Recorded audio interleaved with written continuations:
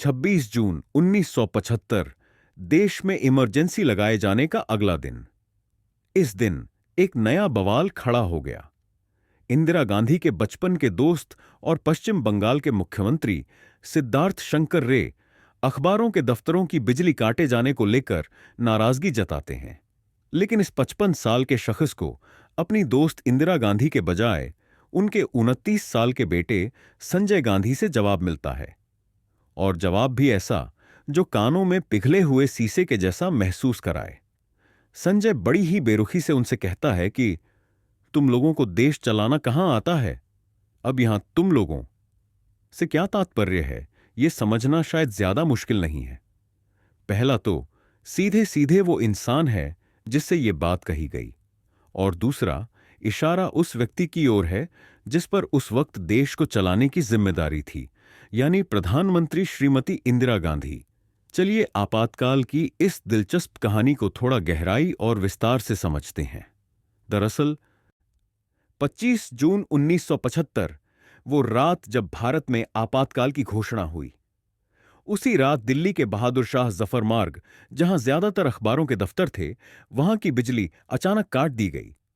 मकसद, अगले दिन के अखबार छपने ही न पाएं। लेकिन चौंकाने वाली बात यह थी कि खुद प्रधानमंत्री इंदिरा गांधी ने ऐसा कोई आदेश नहीं दिया था। फिर यह हुआ कैसे? इस घटना के बाद देश में तनाव, सेंसरशिप और सत्ता का खेल अपने चरम पर पहुंच गया, और इस सब के बीच एक शख्स उभर कर सामने आया जिसके सामने खुद इंदिरा गांधी भी असहाय नजर आने लगी थीं।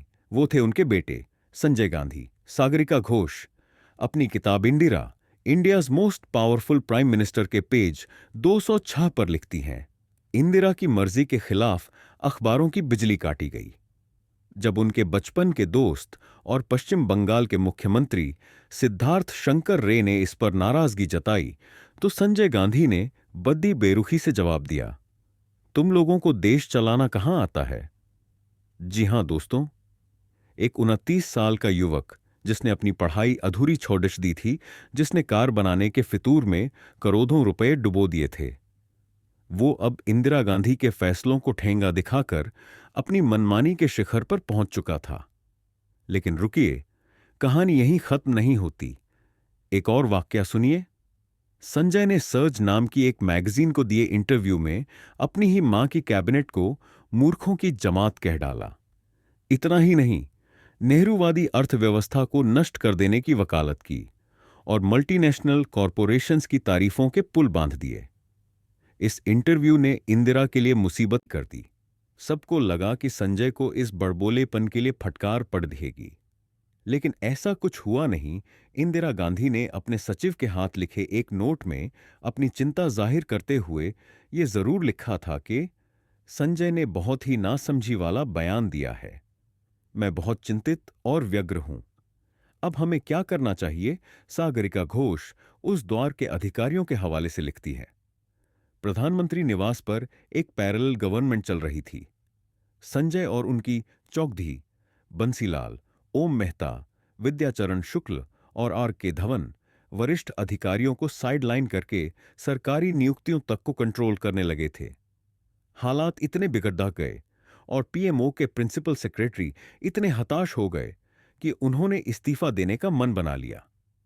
और यह सब इंदिरा की आंखों के सामने हो रहा था।